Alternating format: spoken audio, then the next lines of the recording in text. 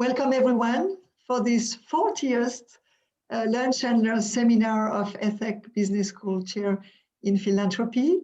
We are now quite used to this new online format, which was introduced in the context of the COVID epidemics, but which has proven to be quite efficient in allowing us to reach out to people that may be outside of Paris, that may be even outside of France.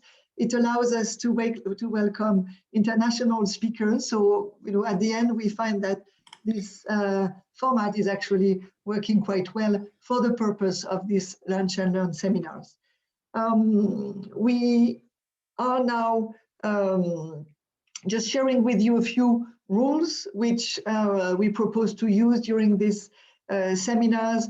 Ideally, if you can put your camera on, it allows the speakers and participants to just speak to a real audience rather than a black screen. But we understand that for some people it may not be that easy given connection issues or whatever other issues. So we invite you to put your camera on, your mics off, so that we have clear sound.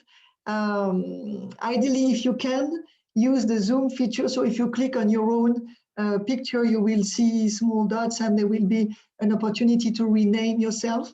It would be nice if you would agree to put your full name and then the name of the institution that you belong to. That also allows everyone to understand who is joining this seminar. We had more than 170 people sign up for the event. So, hopefully they will, most of them will be able to join us. But so it's nice to see who's in the community. This is a Lunch and Learn, and so it's totally fine if you eat during this seminar. So no issue with seeing you eating a sandwich, a salad, whatever you like to eat. The traditional format in a real life format really involves having people eat on their desks. So it's also totally feasible to do that online. Don't hesitate.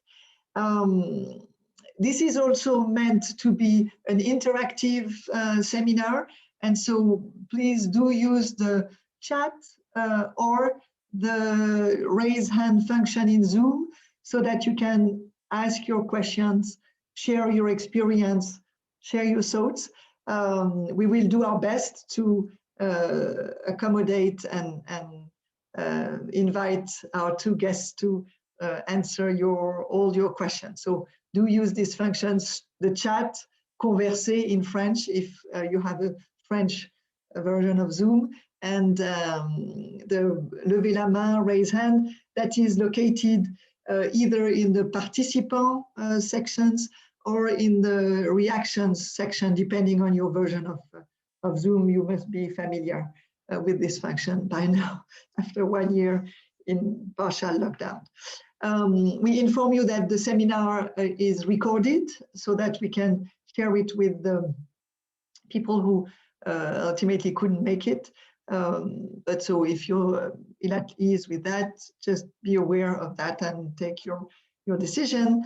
Another important information is related to the live tweet, and maybe Anne, you want to say a few words on that?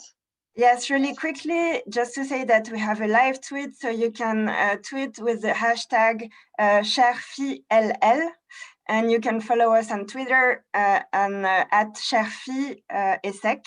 So don't hesitate to put some images or comments while you are attending the event. So we will be happy to have you live tweet during the event.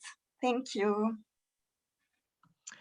Great, so now to the real topic.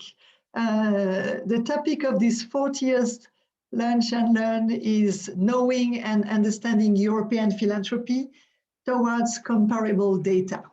The reason why we decided to put that question on the table and invite these two really esteemed speakers, is that there is now a growing recognition that the social and environmental needs at a European level require not only the mobilization of nation states and the European collective that the European Union represents, but also requires the mobilization of private philanthropic resources put at the service of the common good. And what we've seen in the past years is that the philanthropic practice in Europe is very much present, has always been very present, is even growing.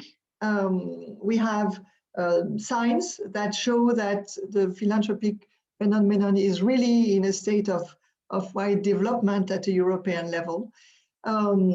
Yet we face a major issue when it comes to being able to demonstrate its growth and its importance because of the lack of available data that we have on the European philanthropic phenomenon. And it's one of the reasons why it's so easy to speak about the magnitude of American or Anglo-Saxon philanthropy, because there is data, solid data that is there to provide evidence of the phenomenon.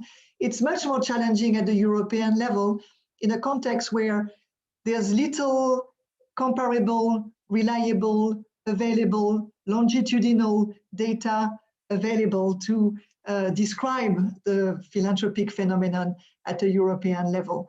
And so we feel like now is a time when we need to take that issue very seriously.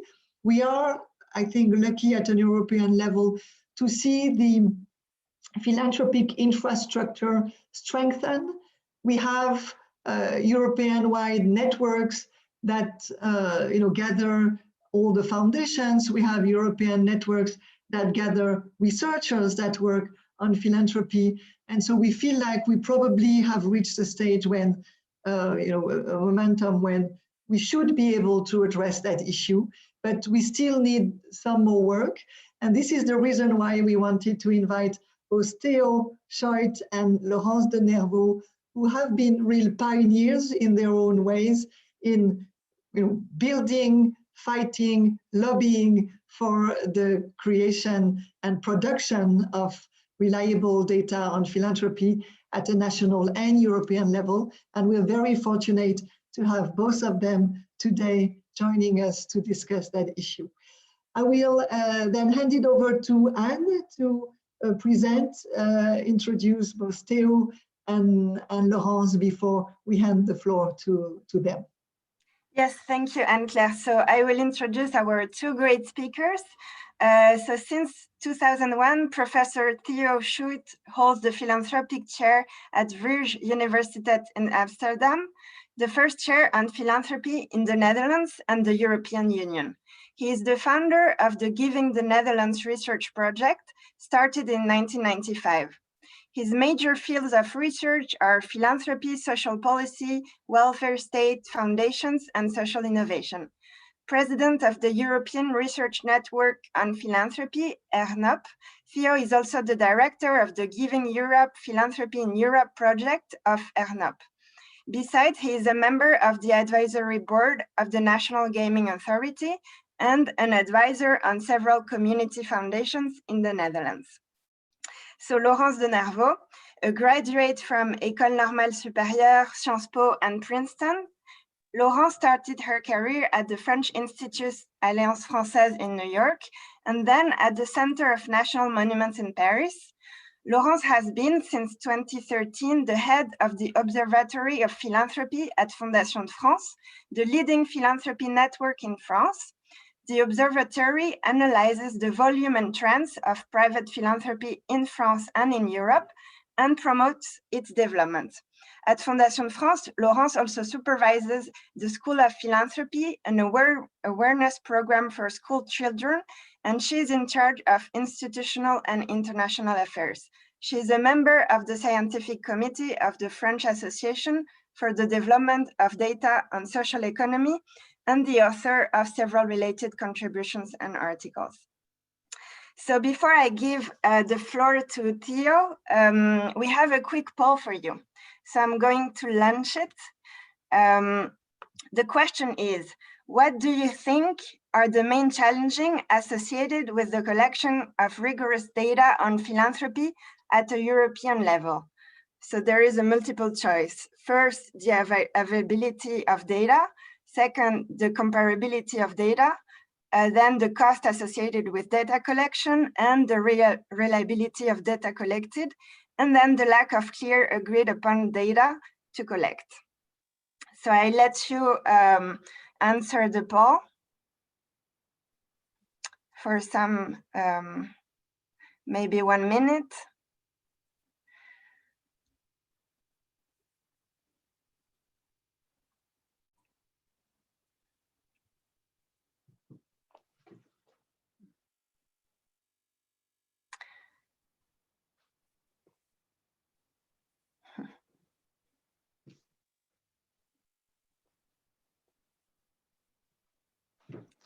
Okay, and maybe I will share the results.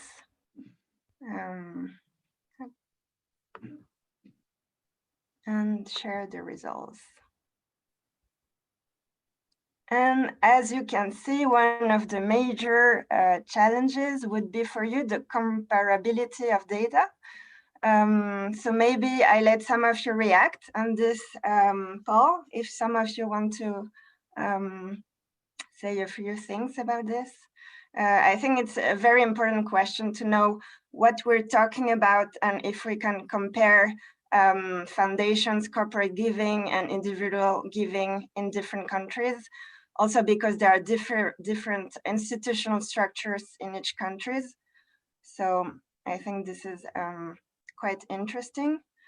And so maybe if there are not other comments, I will give the floor to Theo to present what he has to say about Giving Netherlands.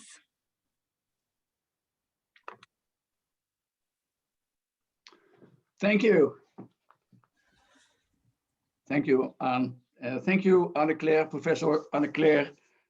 It's an honor to have the opportunity to have a presentation for your lunch and learn session. And I'm very glad to be invited.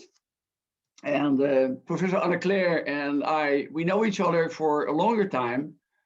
And I have, in the past, I had the honor to offer a presentation in Paris, dans le Petit Palais, je crois, when Anne-Claire was had a chair for 3 years, and now in June we are celebrating 10 years of research from ESSEC, and Anne-Claire and her team to support philanthropy in France by doing excellent research. And I would like, first of all, to thank you, Anne-Claire, for all your efforts. And it feels for me like we have a shared dream to, well, to help and to support the awareness of the interest and the importance of philanthropy in Europe. But it is a lunch and learn. And j'ai une raison que j'aime beaucoup la France. Et la raison, c'est particulièrement la culture française. Vivre la vie, c'est l'histoire française, parce que if you look at a Dutch lunch, you see cheese and some bread. If you, on peut imaginer que j'aime la France parce que more luxurious event than we have in our northern Protestant country. Okay.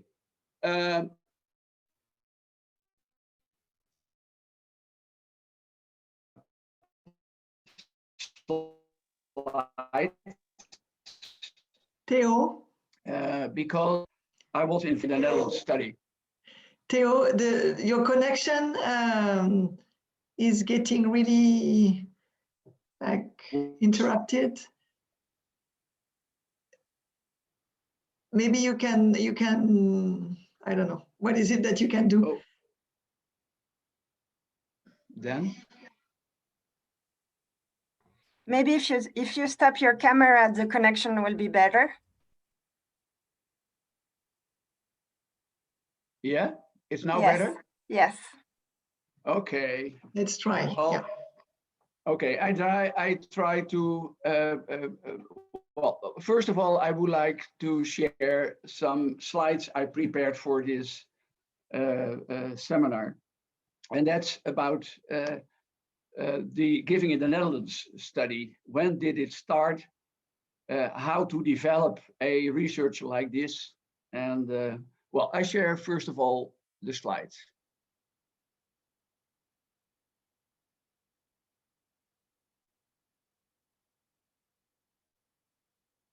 Here he is, and then full screen. Well, that's a little bit, one moment.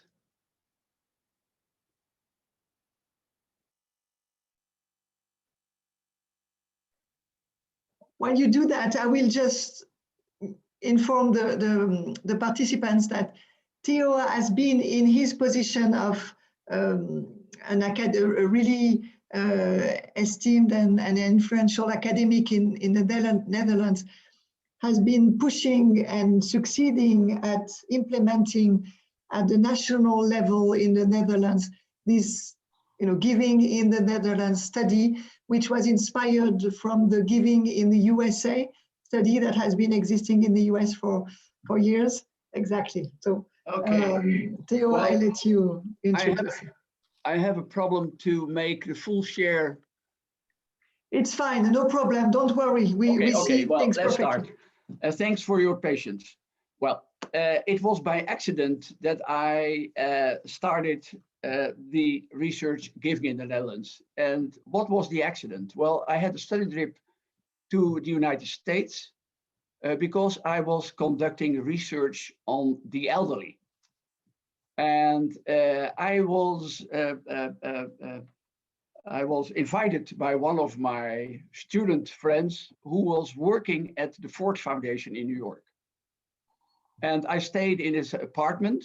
And in that week, there was a conference of former directors of the Ford Foundation. And they discussed their foundation policies and the issues and the social issues where they coped with. And then I noticed that in the US, since 1955, there was a study, Giving USA. And it was a study that mapped all kinds of philanthropic contributions of households, bequests, legacies, foundations, but also corporations. And it was an amazing study. So I returned to the Netherlands, and like France, but also in the Netherlands, we have a long tradition of philanthropy. If we look at almshouses, poverty relief, etc., education, it was religious, with a religious origin or not, or humanistic. And for instance, if you take L'Hospice de Beaune, à Beaune, from Mr. Rollin and the Burgundy Empire, we were part of the Burgundy Empire. So I think that we have to reshuffle Europe now again in that way. I think it's nicer, then we have a better lunch, but okay. So we have a long tradition in France, but also in the Netherlands, but there was no data at all. And so it's so funny because there are and were so many philanthropic associations, and that's very particular for the Netherlands. We have, if you look at the study Global Civil Society, the Netherlands harbors most associations of all countries studied in the world. If you take 3 Dutch people together, then you have immediately a new association. It's a kind of joke, but it's true. It's true. If there is something happening in the Netherlands, immediately 1 or 2 days later, we will have an association to fight or to promote or something like that.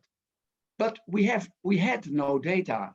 So then I started to investigate how to get data of giving in the Netherlands. And I can always give, as evaluation, it is a long way to get there. Laurence will explain that later on, but it's very hard to start a research giving in the Netherlands. Why? Well, first of all, there was a kind of resistance from the academia, my university itself, because it was a new idea, and particularly it was not part of the university research policy at that time. So they frustrated me in the beginning for about 8 years to launch that research. So I developed giving in the Netherlands during the weekends and in the evenings. For instance, at Eastern, I was working at the Free University to gather the information I needed to start it. Now, at the end, in 1997, we had the first release of our book, and each 2 years, we have a new version of the book.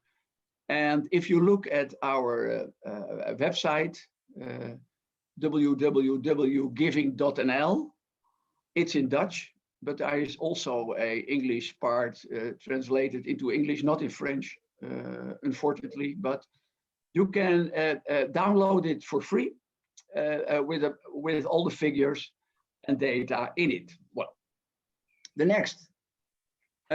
First of all, I would like to tell you something about our setup and the methods we use to create such a large study. First of all, we are so happy that we have a longitudinal panel study. It's great, because if you look at Giving USA, they are working only with secondary data, and they are not gathering their own data by research. And they are also using a kind of extrapolation strategies to predict the total amount of giving in the US. But we in the Netherlands, we have a representative sample and a longitudinal panel study. It's great. For instance, if people get married or divorced or getting older, then immediately you can see, if you have the same group, what influences the way, the level of giving, etc., etc. So it's a fortune of research opportunities you have with such a group of data. It's great. So and my colleague René Beggers, he is now head of the whole research. He is a real lucky man, because he always can produce data. If people ask us from fundraising organizations what kind of young people are giving to ecological issues, we immediately can explore our study to discover what kind of youngsters are promoting ecological issues by giving time or volunteering. Okay, so households, great. Laurence, c'est formidable. Corporations is the same case. We have also a representative sample and also a longitudinal panel study. It's also the same story as with households. We are so lucky that we have the budget and the entrance to those markets to do that kind of research, and it is high quality level. Then with foundations, there are, like you know, there are two types of foundations.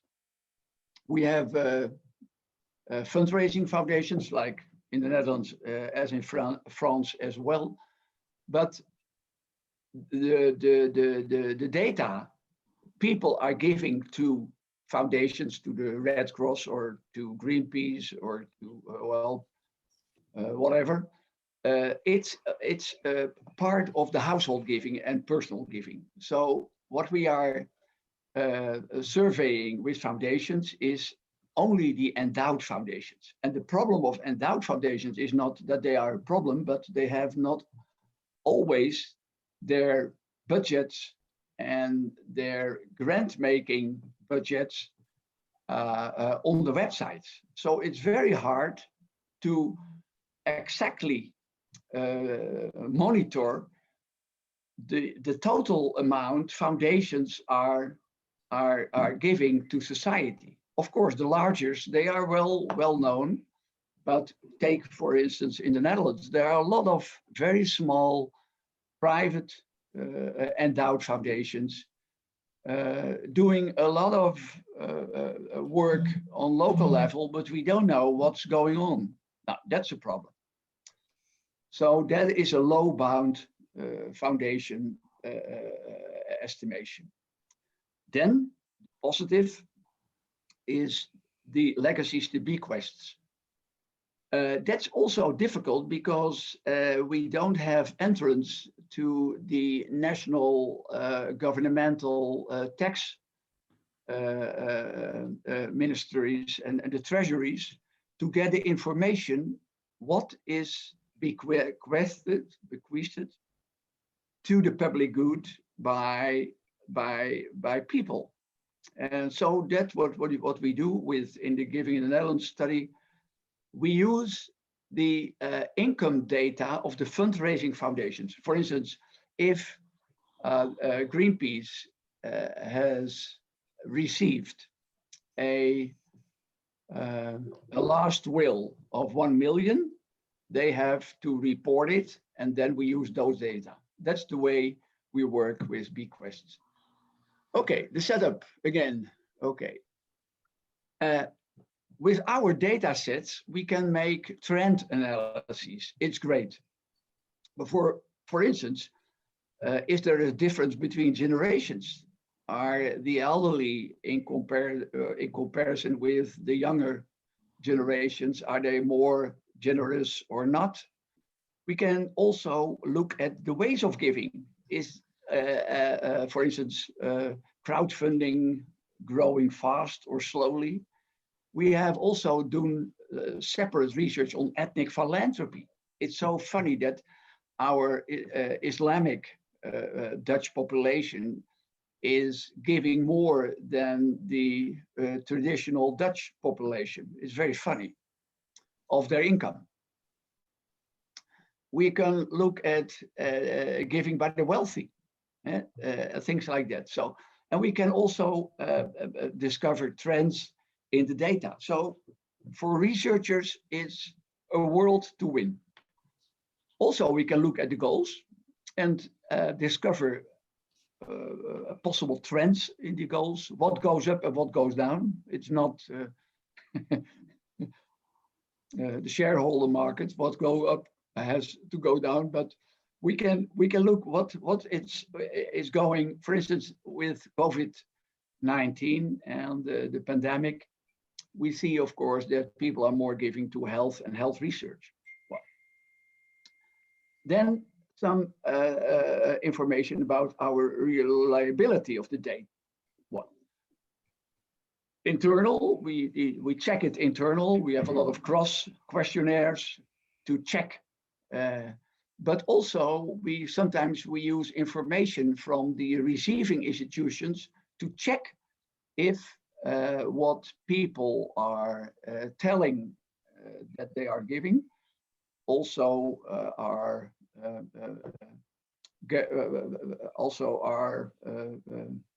how do you say it in English, are agreed by the information we got from the receiving parties.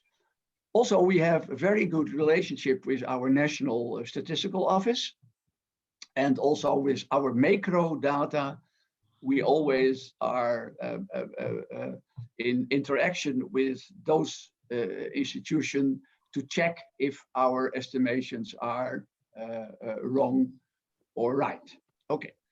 Then also we have an academic advisory board from specialists and experts who control the work we are doing. Now that's what we have in our setup of our research. Now we continue to giving in the Netherlands 2020. What was the estimation we had to make?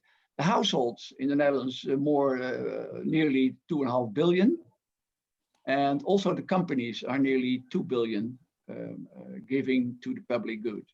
Charity lotteries are 500 million. It's a very important player in the philanthropic community. They support a lot of grassroots organizations, but also international organizations, and also all ecological issues they are promoting were promoted by charity lotteries. The foundations are the endowed foundations, a very low bound estimation. Bequests, I will come back to that, also very low bound, and the total more than 5.5 billion annually or over 2020. With regard to giving time, the Netherlands are very active in volunteering their time and giving also their time and expertise to goals of the public good. If we look at the goals, well, it's very funny to see that health and health research, of course, I think it will be the same in France, Laurence. I think that you have the same results of your research. In the Netherlands, international aid, and I don't know, is always ranks always very high.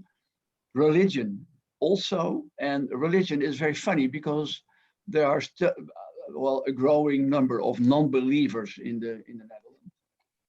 But the group who believes is getting older, and as that aging group is giving more and more, and that's the reason that it's still very high ranked in the benefited goals. But I think within 10, 15 years, it will go down for sure. Nature preservation and very stupid education and research. It is, if we look at giving to schools or giving to universities, I think it's the same as in France.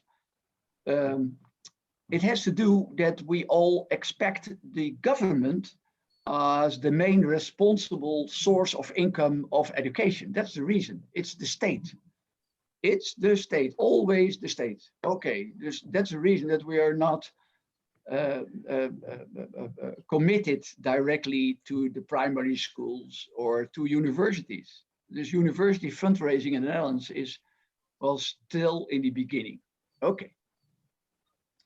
Our giving in the Netherlands, what is the impact of the research? Well, I'm so glad that I have a very smart team of colleagues, very young, well a kind of well-experienced young researchers, and I see, Anne-Claire, that you have also a lot of young colleagues. So that's great. So, but if we look the impact we have as a team, first of all, it increases the visibility and also the legitimacy of the Dutch philanthropy sector.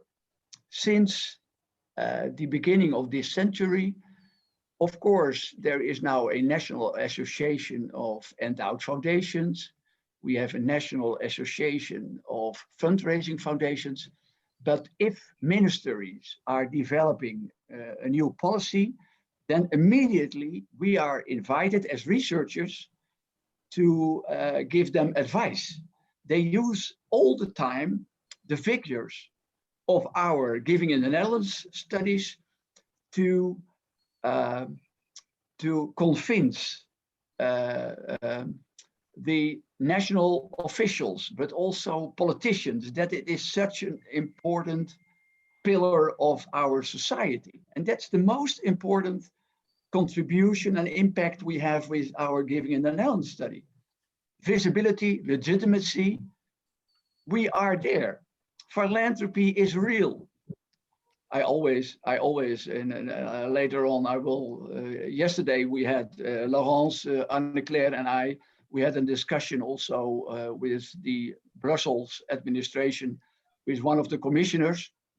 And fortunately, he took over because I have sent him a lot of information of also the importance of philanthropy at a European level. And he took over the French parole of liberté, c'est le market, égalité, c'est le gouvernement, et fraternité, c'est philanthropie. Well, but it is always necessary, and to all of you, I would like also to give the recommendation to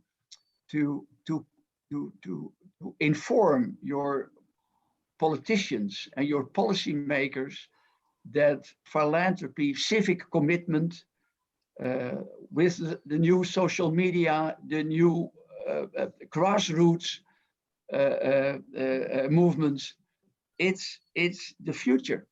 It's one of the most important opportunities we have in Europe. I'm not talking too long, I hope, but the GIN data, our data trends, helps and influence the work and policies of fundraisers, the philanthropy sector itself. It's so important. We help them to profile them, but also to professionalize them.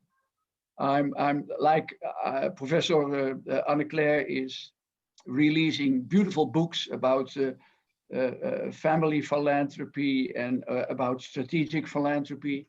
I also in the Netherlands are helping all kind of grant makers and fundraisers and foundations of wealthy people or banks to offer them the information that can help to do a better job. We are very important for the national government. The national government is also paying for more than 20 years. My research was paid by the national government because they were so eager to get that kind of information.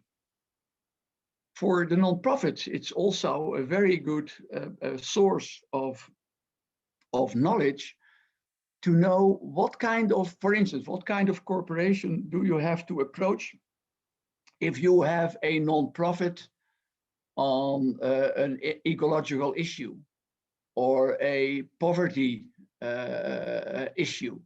Then with our data, you can immediately discover what kind of corporations are giving to poverty relief or what kind of corporations are giving to educational issues, etc., etc. So it's important. Also the donors and the financial intermediaries and the banks. It's so funny. I have a postgraduate courses. And that's also what I hope Anne-Claire is also performing in Paris. But I have most of my candidates and students in the evening are from banks, because they have a lot of private clients who are extremely interested in that they want to do at the end of their life or during their life something extra to society. And it's growing, it's real growing. We are now leaving a little bit the idea of the liberal market economy. Now we are moving into a more responsible, sustainable economy, and people are start thinking about that. So a lot of people are now getting involved in philanthropy, and with our data we can show them what kind of goals are favorite or not, etc., etc. Okay. Theo, I am sorry to interrupt, but I'm concerned a bit about the time, and I want to make sure you can at least talk a bit about the Giving Europe initiative that you're now championing. So just to make sure we get enough time to talk about this. Okay, I have I will finish it in a couple of minutes. Thanks, Anne-Claire, and that's the future. I showed this slide also yesterday for the European Commissioner and the members of Parliament of Europe. The coming 20 years, there will be the largest financial intergenerational transfer to the next generation, and in France as well, but also in Germany and Belgium and the Netherlands, for instance. And if we are, as researchers, are able just to make philanthropy more visible, then it will give a lot of opportunities for the public good. Okay, now we go to ERNOP. About 14 years ago, one Belgian colleague and 3 Dutch, we started with ERNOP, the European Research Network on Philanthropy, to promote the quality and good research of philanthropy in Europe. And yesterday we had a meeting with the European Commission, and Laurence and Anne-Claire had also an excellent presentation there to invite and to create awareness also from Brussels to launch a European research on Giving Europe, because all the advantages I hopefully have explained a little bit about giving in the Netherlands and the impact of giving in the Netherlands. It would be great if we also have a Giving in France, but Laurence is already performing like that, did a good work. But also if we are able to have a Giving Europe, it would be great. Anne-Claire, c'est bien que j'arrête maintenant? Merci beaucoup, Theo. C'est passionnant, and I'm sure we'll get some time to continue. Now maybe we can take a few minutes for questions overall from the audience. It's fascinating to see what you have been able to produce at a time when it was very far from being on top of the mind of anyone, neither policymaker nor academics. So in that regard, it's really been pioneering. Now the question is, how can we learn from that, and how can we go a step further in producing data that would be comparable at a European level? So the floor is yours. Anyone can now ask questions to Theo. And again, you can use the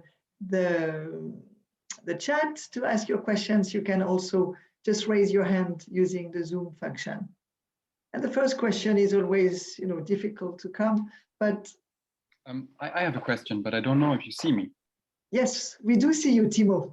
Okay, great. I want to ask to Theo, in 2010, you were writing that one major problem with the philanthropy role is that it's not represented, for example, in very important literature, such as political economy.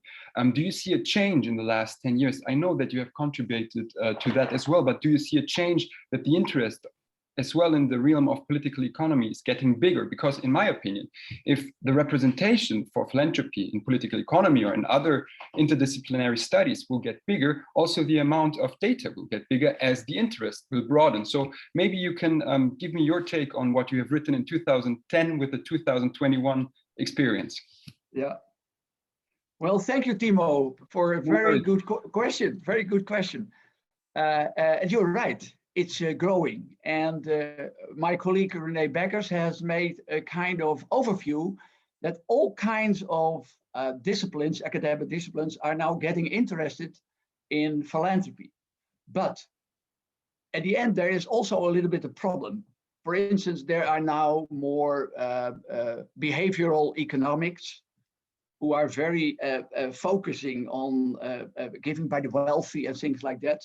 There are also political economists who are talking about the advantages and disadvantages of threatening the democracy and things like that. But now I'm just finalizing a book, and it will be released next year. And I concluded that there is so a large growth of interest, multidisciplinary interest, that the whole subject matter of what's philanthropy is a little bit scattered. So I am now promoting an independent discipline of philanthropy, and it will be called, and now it's a new term, the philanthropology. So Timo, in the future, if you are still doing your research in this field, you are becoming a philanthropologist. So try to pronounce it, and then immediately you are a philanthropologist. I'm happy to do so. That's the idea. Is that a good answer? Yes, that is a very good answer. I have maybe a second question, but I don't want to disturb other ones who maybe want to ask another question. Go ahead. I just wait for a moment. You can go ahead, and we will then allow others to ask questions. Okay, so my second question would be, I see the need, so to say, for data and for good data, but where would you say is the incentive for philanthropies to give access to this data? Because I very much recognize that you and your team working on the data, and also ESSEC is doing a lot about that, but I see that maybe the need on the side of philanthropies is not so big to give access to this data. The call, so to say, for transparency and accountability is quite big, in my opinion. You have referred to that as well. But where is the incentive for philanthropies to take part in that kind of opening up their sources and giving you the information that you need? Timo, you may ask me many questions. An excellent question again. The answer is twofold. There are two reasons why foundations, for instance, particularly foundations, open up their internal information. There are two reasons. The first is effectiveness. If you are aware what other foundations are doing, and then you can, by sharing each other's efforts, you can do a better job. Dus effectiveness is also what you see in foundations in the Netherlands. They work together, coping with problems like poverty or ecological issues or social problems, etc. The second is legitimacy. If there is a crisis of legitimacy, it's le Fondation de France, c'est seulement les plus riches, it's tax avoidance, it's the salary of those board members of the foundations or the directors of the foundations. It's a shame. It's a shame. In the media, there is a lot of criticism. about those undemocratic, they are creating inequality. They are not competing inequality. Now, that kind of media pressure or political pressure will increase that they will be more transparent in their behavior. Okay. Thank you, Theo. We have two more questions. One from Francis, who asks whether there is, or do you want, Francis, tu veux poser la question directement? Tu es muté, on t'entend pas. Thank you very much for your very good presentation. I would like to ask you, the increase of philanthropy in your country is related to favorable fiscal issues, because it's probably something important for the donors to know what is the fiscal issues. And in your research, are you looking this point? And I would like to emphasize the last point you raised up, that's the opposition there is coming up against foundations which are too rich or too they are not doing exactly what they have to do, etc.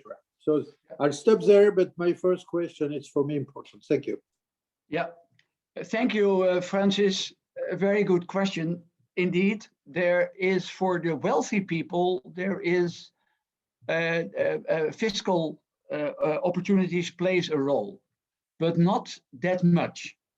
First of all, it is, for instance, giving to culture. The very rich, they use fiscal facilities to give more.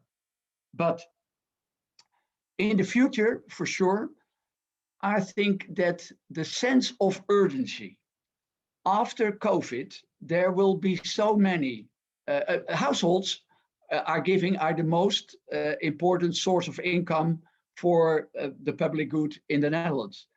And they don't use fiscal facilities because they are giving not that much, but because the number of households is so large, the total amount is huge.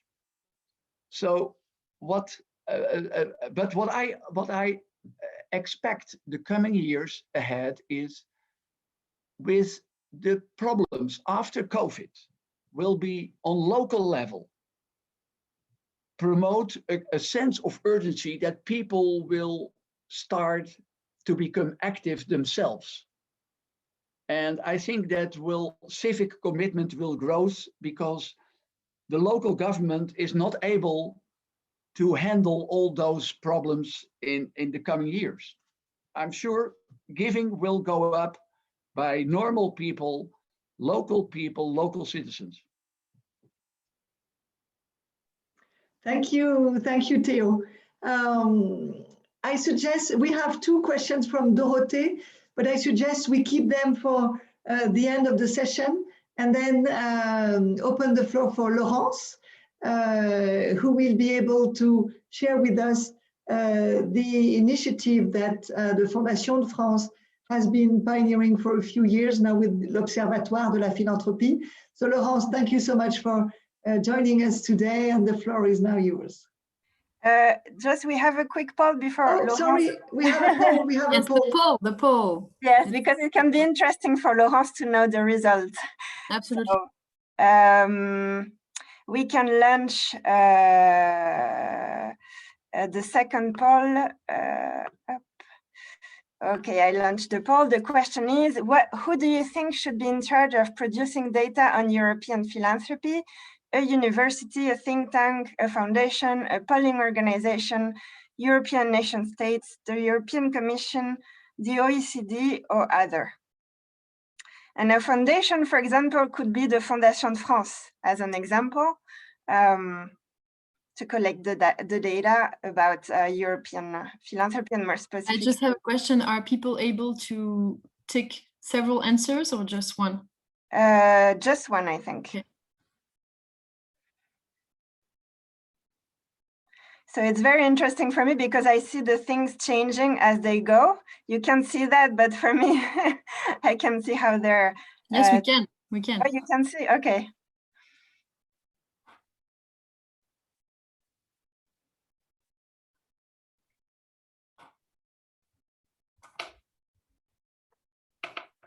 Okay, you're still voting, so maybe 5 seconds more. And okay, so nothing more. Okay, stop. I share the results. Can you see them? Yes. So the biggest one is the European Commission. And the second one would be European nation states with a think tank or a university. Okay, very interesting. So thank you. And I think Laurence can also comment on that. Thank you. Very interesting answers. Thank you so much, Anne-Claire, for inviting me. It's very exciting to be with you for this 40th Lunch and Learn, which will be actually my last because I will be leaving Fondation de France in a few weeks. So I won't be too emotional today, but it is quite something. So I will share my slides with you. There we are. And after Theo's presentation, I will give a national perspective on the production of data on philanthropy. So I will share with you some experience and some reflections around 4 questions that we will answer together. The first one is why and how did we start to produce data on philanthropy in France? Then what did we achieve so far? Then what is at stake really around data production? And this third question we will answer along the way. And last, what do we need to do now at the European level? And I will come back to issues that Theo discussed. So starting with why and how we started to produce data. I just want to share with you a figure to start about our sector in France, which, as you know, is very recent and growing very fast. The figure is that 2/3 of foundations in France have been created since the year 2000 and 1/3 since 2010. That's even without the endowment funds, fonds de dotation, which, as you know, have all been created since 2008. So it wouldn't make sense to. So that's even younger if you include the fonds de dotation, of course. And so in the face of this recent and fast development, at Fondation de France, which is the largest foundation in France and which actually has a statutory mission to foster the development of philanthropy, an observatory was created back in 1997 on the intuition of Francis Charon, who is here today, who really thought that to develop any sector, not just philanthropy, you need to produce data. First, so that its sector is known to itself, and then to make it known and visible to the broader public and to various audiences. And so I will share with you a quote that I borrow from a presentation that was made yesterday. You cannot improve what you don't measure. And this quote is from Peter Drucker, who was a thinker of management, but that applies to every sector and every type of domain, really. But it's so important to understand this. It's so true. So the mission of the observatory for over 20 years has been to produce data to document the development of this sector. And really coming to the second poll that you just answered, who should produce the data?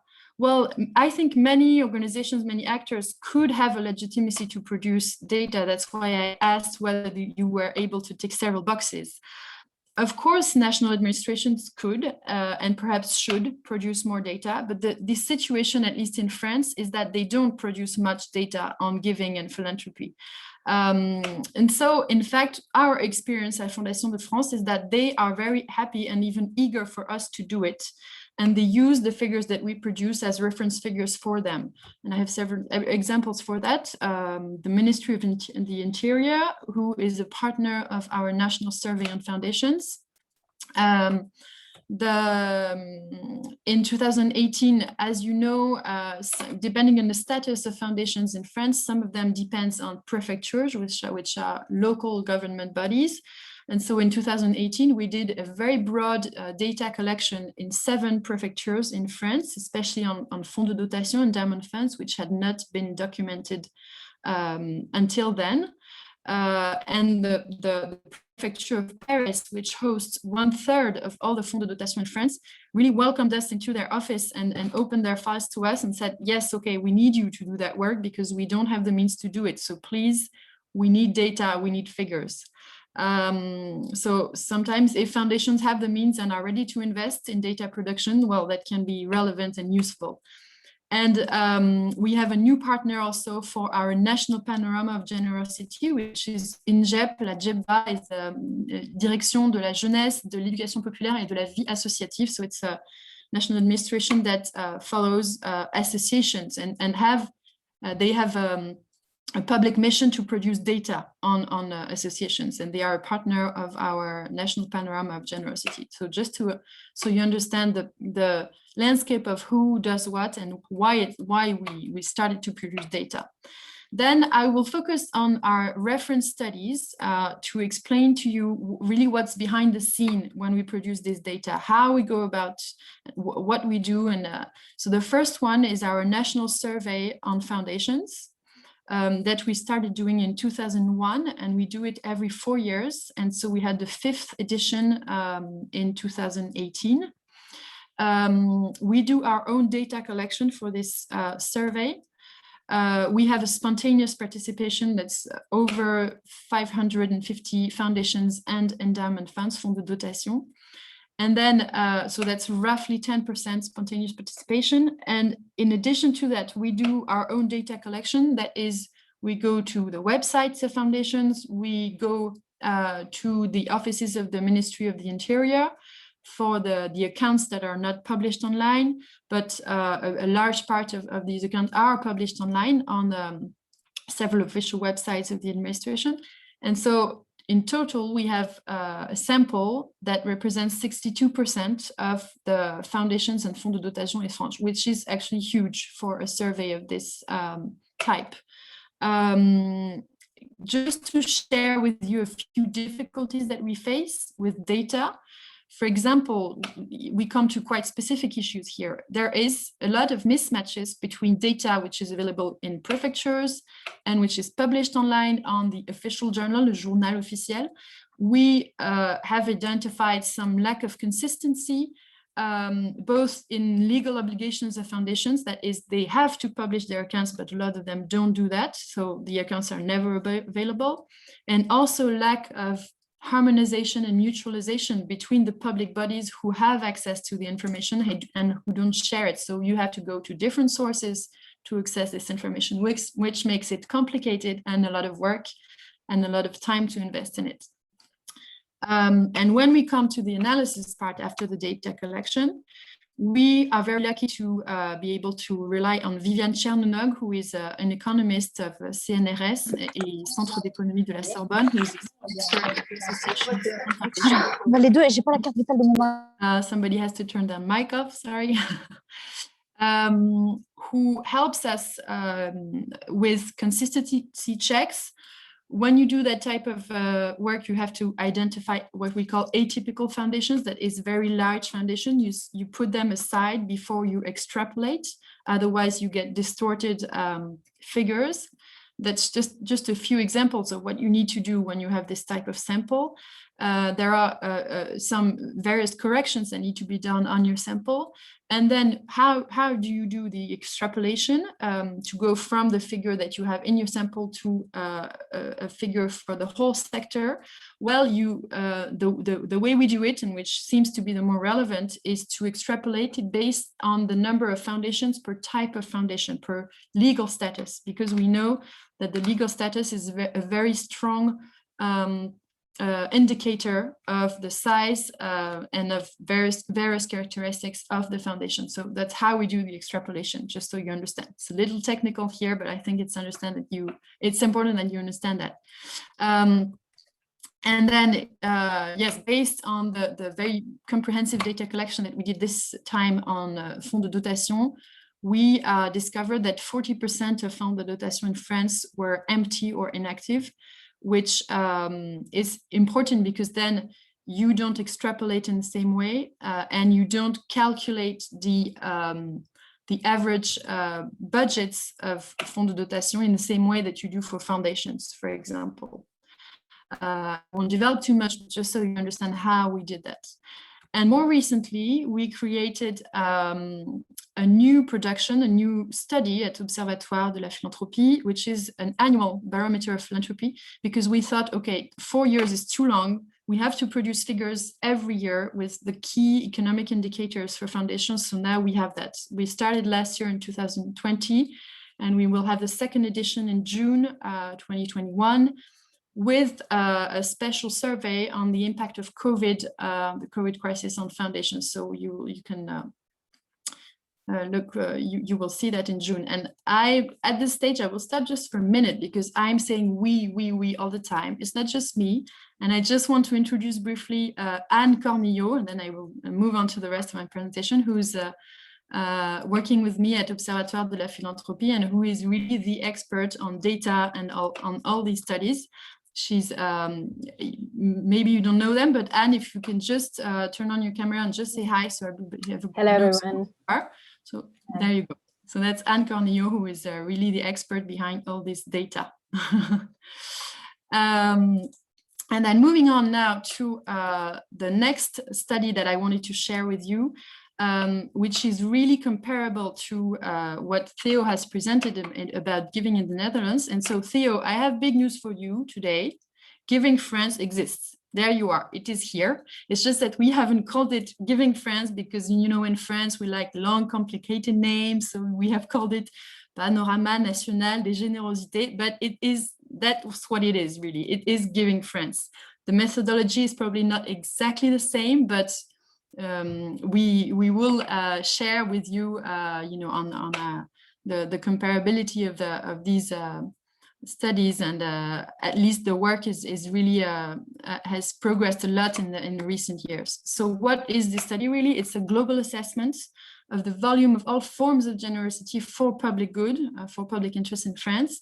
So giving by individuals, by corporates, with or without fiscal incentives, bequests, gifts in kind, crowdfunding, micro-giving, etc.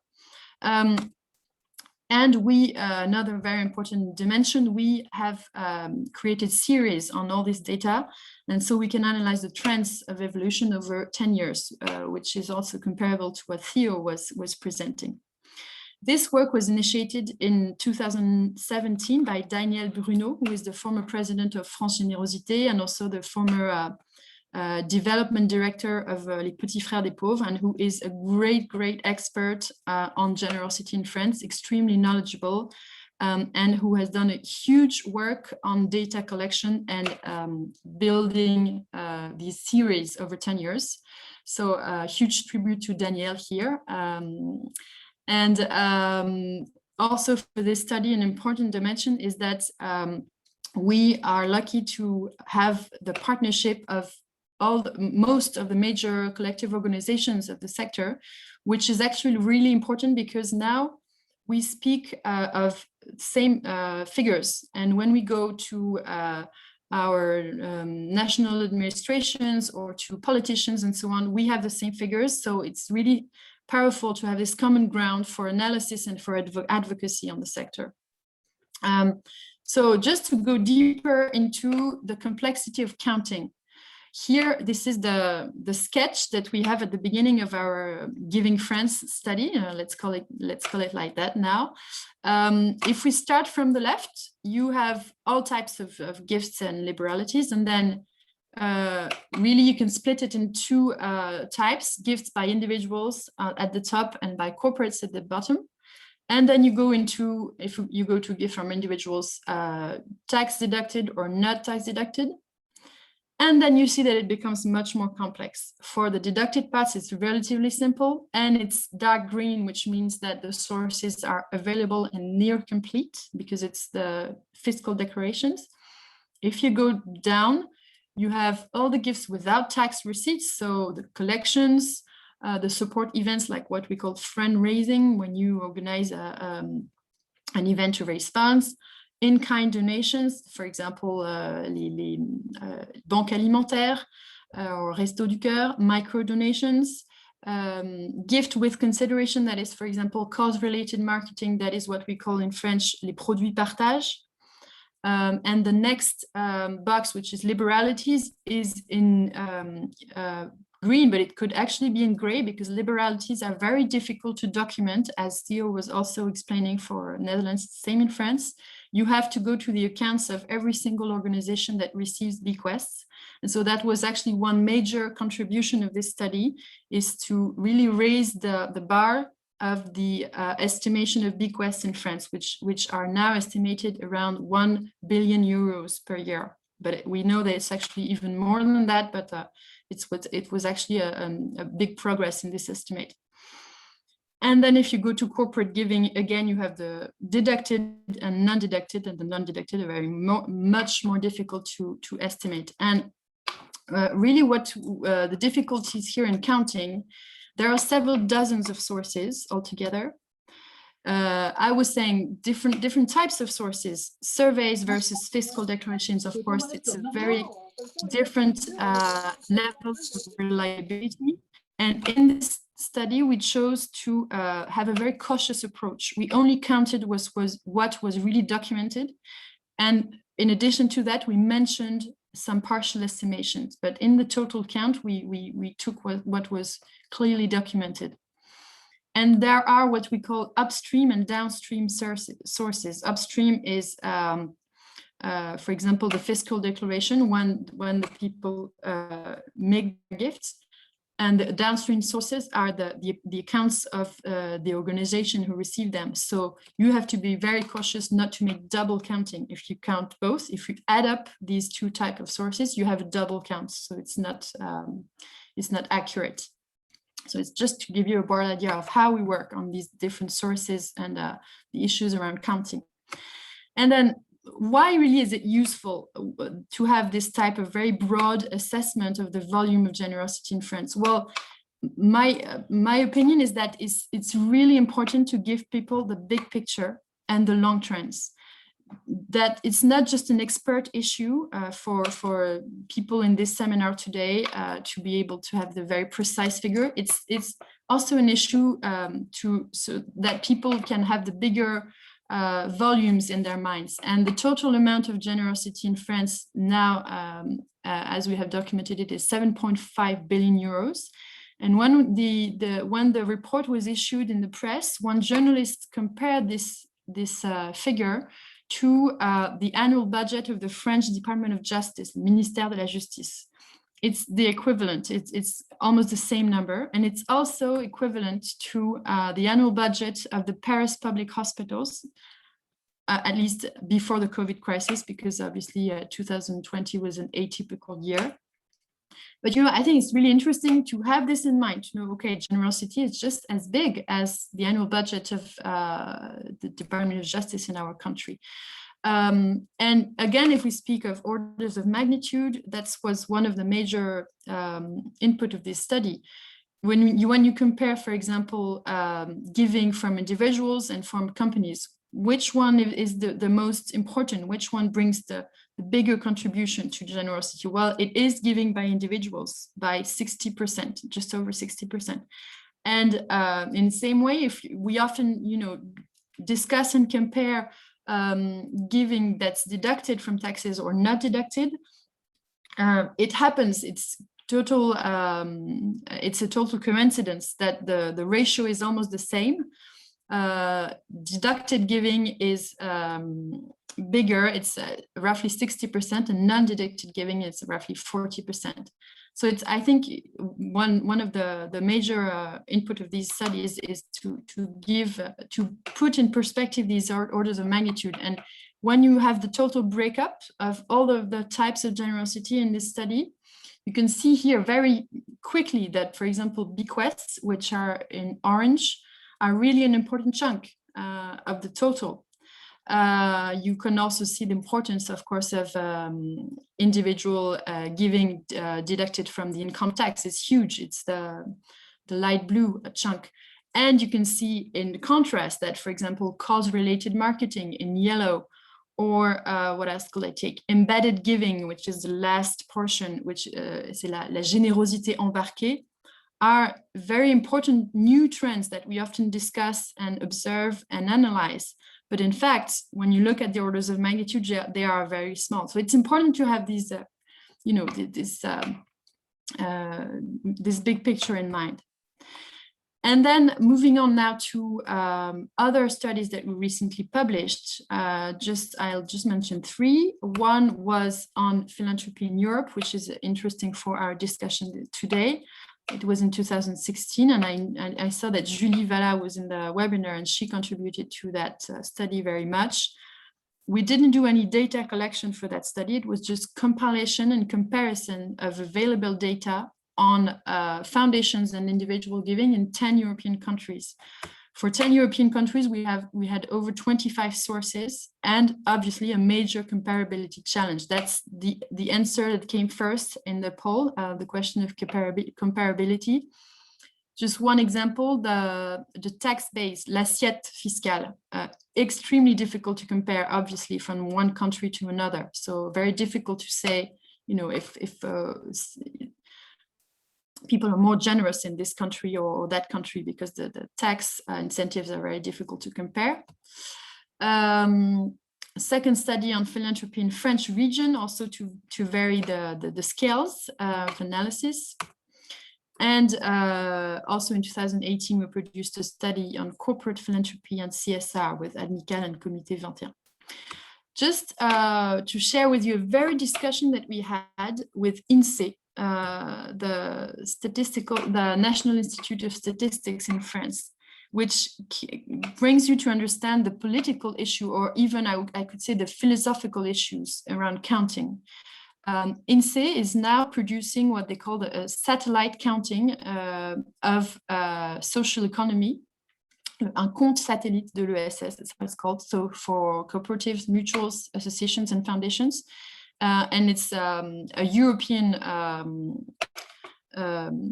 it's coordinated at the European level by Eurostat. So INSEE had no figures on foundations, so they came to us to ask for data, and with Anne we discussed the methodology that INSEE used. And what is really striking is that the standards of national accounting, la comptabilité nationale, that INSEE uses, especially to calculate the GDP, because that's what these works serve for, are really do not always describe the reality well. And the example I wanted to share with you is that, for example, volunteering is not counted at all in the GDP. And so in the accounts of foundation, volunteering is just non-existent, just like domestic work, for example. It's just not counted in the GDP. So obviously that makes the weight of social economy and of foundations much smaller in these type of studies, and it is an issue. So I think our role is to discuss the methods and challenge them with a clear picture of our sector. And just before I finish, I wanted to do a little poll myself with you. It's not a proper poll because you won't be able to vote, but I just wanted to share that question with you. Who is responsible for the quality of the data? So I won't wait for too long, and I can already imagine that most of you are pointing at me or at Anne-Claire or at Theo, obviously, or at Anne also. Obviously, we are responsible for the quality of the data, but not just us. You are all responsible for the quality of the data, and it's really a call that I wanted to share with you today. Why do I say that? Because I think we use data all the time, not just on philanthropy, but on many subjects. And we don't even notice it anymore. But just like the food we eat, we really need to make sure that the data we use is good. It's good and is. How can we do that? Just a few tips. One, always ask yourself, are all the sources quoted? That is super basic. The sources have to be quoted. Second, are the sources reliable or are they potentially biased? That question obviously can be a little more difficult to answer, but try to answer that question at least. And third question, is the sample strong enough and representative? Well, that can be, again, a little more difficult to answer if you really don't have the knowledge, but try to assess that also. Sometimes you will have the answer and you will notice that some data is not reliable. I have two examples in our sector. For example, when analyzing the average budget of corporate foundations, I saw in a recent study that in the sample, there was a majority of very large corporates, and that is not, for that reason, the sample is not representative, because we know that corporate foundations in France are mostly created by SMEs, that is from the ADMICAL surveys. So if you have a sample with mostly large foundations, obviously the average budget of corporate foundations will be much higher. So that's an example, you know, of a sample that's not good, not representative. And another example is not about the sample actually, but it's about the type of indicators that you need to have. For example, when you try to analyze the weight of foundations or the growth of foundations, if you only take the number of entities per status, it doesn't make sense, because, for example, we know that fonds de dotation have a very much smaller economic weight as other types of foundations. It's the same for Fondation Abrité. If you only see, for example, a number of Fondation Abrité created, wow, it's going super fast. But in fact, they are much smaller in weight, in economic weight, than Fondation Reconnue d'Utilité Publique. So not just the number of entities, also figures on economic weight, just a few examples like that. And last but not least, the fact that a study is quoted by a journalist does not always make it reliable, because journalists don't often do the job to really check. And a last sort of sentence for you, it's your sector, you know better. It's your sector, you are knowledgeable about foundations and philanthropy and generosity, so you should be able to check whether that data is reliable. And coming now finally to what we need to do in Europe, final slide. Theo has shared already with you, and I share entirely what he has said. We need European harmonized data production on philanthropy and giving. We are working hard towards that goal. Why is it important? Because producing a comprehensive study on giving and philanthropy could really contribute to showing how generosity and solidarity are a very important parts of the European model and the European values. And it's not a small issue, I think. So we have strong national experiences to build upon. So now let's do it. And I will stop there. Thank you very much. Thank you so much, Laurence. So we have a few questions in the chat. So there's just a clarification question by Fanny. Can you explain what is embedded giving? Maybe I will say it in French, okay, Anne-Claire? Yeah. Embedded generosity, c'est la générosité embarquée, c'est tout ce qui est micro-dons, notamment les arrondis sur salaire, arrondis en caisse, arrondis sur achat en ligne, etc. Great. So let's now go back to the questions that we had earlier on from Dorothée. And Dorothée had questions about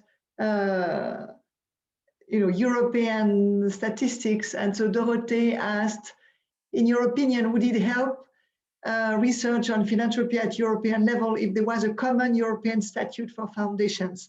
And that can be a question to both Laurence and Theo. And then a follow-up question by Dorothée was, how is research on philanthropy at a European level currently funded and coordinated? And feedback on whether funds on this theme are hard to get, or whether it's considered as a priority from European institutions. So thank you, Dorothée. Perhaps I can start answering, and Theo can add if he wants. On the European, on a common European status of foundation, unfortunately, there is not a single European status for foundation. It was a big project, an important project at the European level, which Fondation de France really pushed for, especially Francis Charon at the time. And unfortunately, it failed just because, as you know, we need we need to reach a consensus to adopt this kind of new tool. So right now, I don't think there is a perspective for it to be developed again. But there are, on the other hand, there are frameworks for international giving in Europe, especially the Transnational Giving Europe network, which is a network which enables cross-border giving between European countries with local fiscal deductions. And to answer your second question, I won't answer for ERNOP. I think ERNOP is funded by academic funds, but for most research projects, and also Claire could answer that actually, most research projects and data production on philanthropy are actually funded also by actors of the sector, that is foundations, and the Philanthropy Chair is also supported by actors. So yeah, the resources that foundations can bring for data production are very important, but Claire, Theo. Theo? Theo, you need to turn on your mic. Okay, thank you. In addition to Laurence, and great questions, two great questions, Dorothea. First of all, the foundation statute is an issue that is very important in Europe. The problem with that statute is the definition is, what is a foundation? And if you look at a report of 2 years ago, it's called Driving Progress. It's a report from an expert group from the Department Research and Innovation, Driving Progress. And the first chapter in that report is about the differences between all definitions of what a foundation is within Europe. And that's still the problem. How, there are so many different legal regulations and fiscal consequences, it's very difficult. Secondly, ERNOP is paid by ERNOP. It's a voluntary organization, and that's a real philanthropic, a philanthropic value inside ERNOP. We are all working for free. And but if you look at the large research, of course, Daphne and the European Foundation Center, they have their own, the European Foundation Center, they have their own research platform. And Ignacy Verdiquez is there, the chair of the research forum of the European Foundation Center. So they do some research among their foundation community. But if you look at the research of the European Commission, they launched and they commissioned the research on university fundraising. That report is called Giving in Evidence. They launched also and commissioned the EUPHORI study. It's a very important study about European foundations supporting research and innovation. And they has also commissioned a study, ETSOIN. It's about the impact of civil society organizations in Europe. So the European Commission in the past years has already done some efforts to make civic commitment and philanthropic giving more visible within Europe from that part. That's it. Thank you, Theo. There is, I think, a question from Timo. Yes, thank you very much, Anne-Claire. I wanted to maybe ask a question to Laurence de Nervaux. I want to come back to the poll and the national state being responsible for data collection. You've showed us some documents, but there's one, in my opinion, that could be added. In 2020, Sarah Enairi and Naima Mouchou published the comprehensive report on Philanthropie à la Française. And I think it was overshadowed a little by COVID-19, but I know that you have been involved at least at some point. Do you expect that this government strategy, I could call it, will support Fondation de France in collecting the data, or do you think there will be even more effort by the government to collect this kind of data? Maybe you could give us a little bit of information about Philanthropie à la Française. Yes, thank you for this question. So this report was published after a mission that was conducted by two parliament members in France, Sarah El Haïry and Naima Mouchou. Actually, as many actors of the sector, we were auditioned by these parliament members. And the thing is, they had no data for themselves. One input they expected from us is to share and analyze and explain to them this data. So obviously they didn't do any data production for the report. They just used the data that was available from us or from other sources from the sector. And then the recommendations in that report were not around data and were not, they really didn't address the issue of how data production is conducted and funded. It was not even on their agenda. The agenda was more about the rationalization of the sector and the regulation of the sector and control over foundations, and also so the idea in France we have 8 different legal status for foundations, which is too much, probably too many. So that was one big part of their recommendations, is to reduce the number of status and to have some simplification of the law of foundations in France. And also another recommendation was to create a national agency that would oversee all types of foundations and also perhaps associations, to have a comprehensive list of them, which would be public, and also to better oversee the control of foundations and associations. But that's only a recommendation, and data is, at least to my knowledge, almost nowhere in their recommendations, and that there is no plan to bring resources to data production and collection at this stage. It was not Okay, so it's still left to Fondation de France. This stage, yes. Thank you, Laurence. Laurence and Theo, I have a question for you. So what I understand from your 2 presentations is that first, we have a solid methodology, both in France and in the Netherlands, that allowed you to produce this, solid, reliable, available data on philanthropy. Now, what would it take for us, collectively at a European level, to have that data produced, in a comparable fashion at a European level? Would it mean that, for instance, Laurence, beside the name issue, it would require from,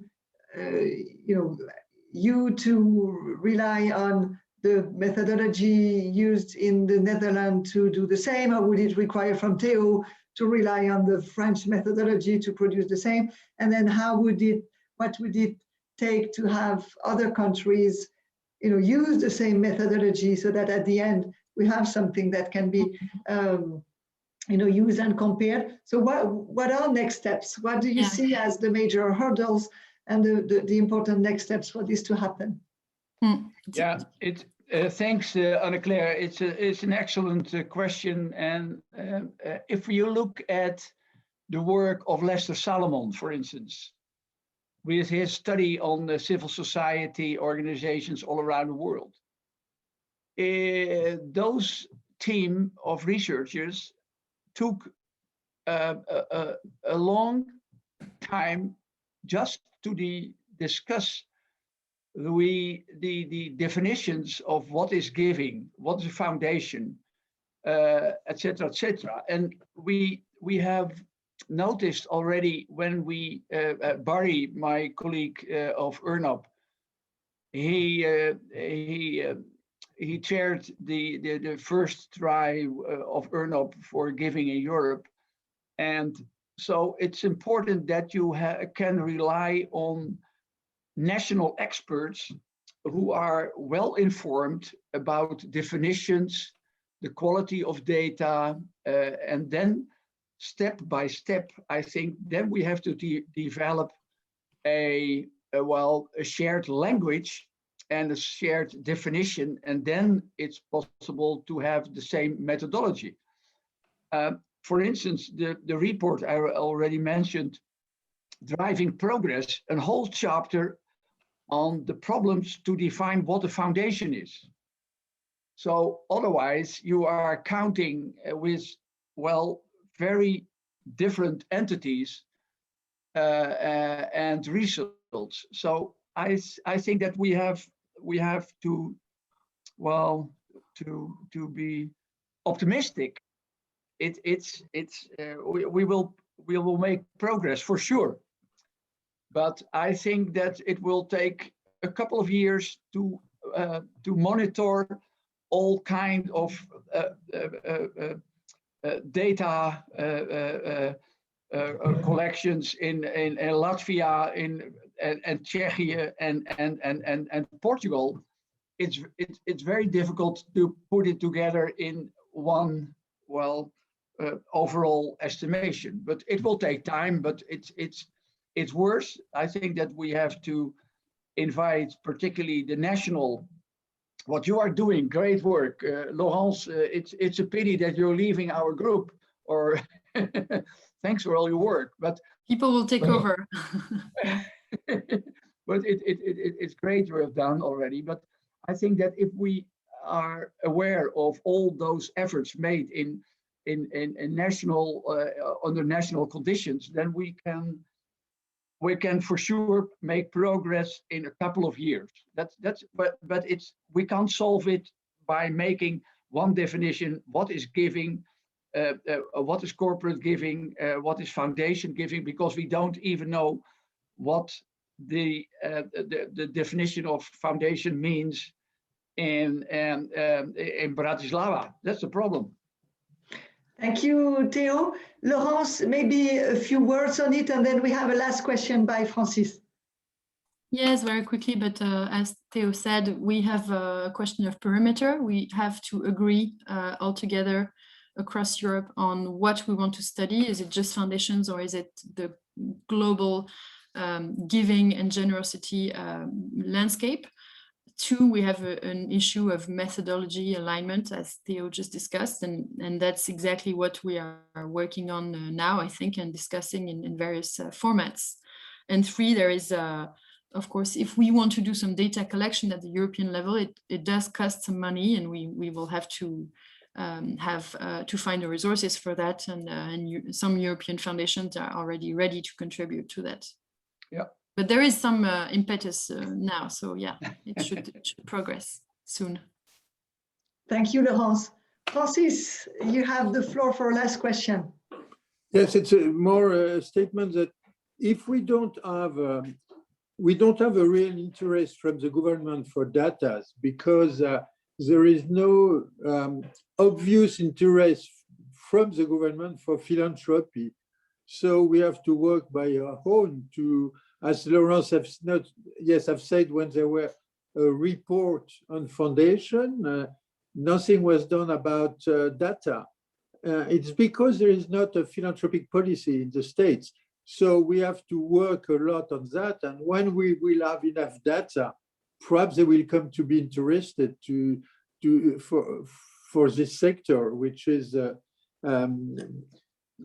not in the interest of the government. They use it for their own philanthropy for museum, etc. But they have no policy on that. They have no vision on philanthropy. Thank you. So you're not as optimistic as Theo is, but let's keep on working towards this. We will have what we will get. So we have to work on that. And exactly. Because if Laurence would have not done this job for 10 years, we will not have any information. That's all. That's very curious. Yeah. This is so. I guess the final word will be that more work is needed. The current efforts have already allowed us to make great progress, but we've not yet reached that stage where we can really provide evidence on the power of philanthropy at a European level, and this is something that we should all strive for. Just to end, I would like to just share a very final slide and hand it over to Anne then for a very final information before we close the seminar. Yes, thank you so much for this fascinating discussion, really interesting. So a couple of news here because Gaëtan unfortunately couldn't be here today. So we have launched our new podcast in January, La Philanthropie en question, only in French for the moment, but so the first episode was on Marcel Mauss, the second episode on philanthropy in Saudi Arabia, and the next one will be out on April 28th, in 10 days. So stay tuned and don't hesitate to spread the word about this new podcast. About the Twitter, also please follow us on Twitter and subscribe to the newsletter. You will have the links in the chat, and also the Lunch and Learn. This Lunch and Learn will be available on replay on our website, and you can also access all the other Lunch and Learn seminars if you miss them. And the next one will be in June, so we will let you know the date very soon. And so I give the floor to Anne-Claire for the final word. Yes, so my final word would be first a big thank you to both Theo and Laurence for joining us today. Obviously, we would have loved to have more time with them, and we could have spent the whole afternoon discussing this really, really strategic topic. So we will continue the conversation, keeping in mind that this is really a subject that needs collective mobilization. So we will, at the Chair in Philanthropy at ESSEC, try to play our part in that regard. Thank you all for joining us. As Theo very briefly mentioned, we were planning to organize our 10th year anniversary in June. We were planning to organize an event at the Petit Palais.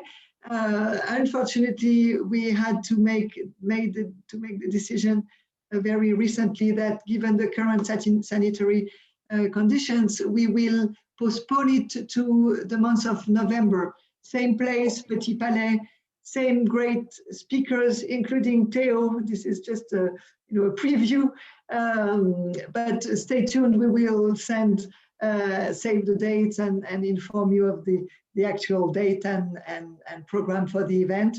But we are very happy that we've been able to work over 10 years on philanthropy, and we will continue doing that, hopefully for the next 10 coming years. Thank you all for joining. Have a great end of the day, and we'll see each other again for the Lunch and Learn in June. Bye-bye all, and thank you again. Thank you, for participating. Thank you so much. Super interesting.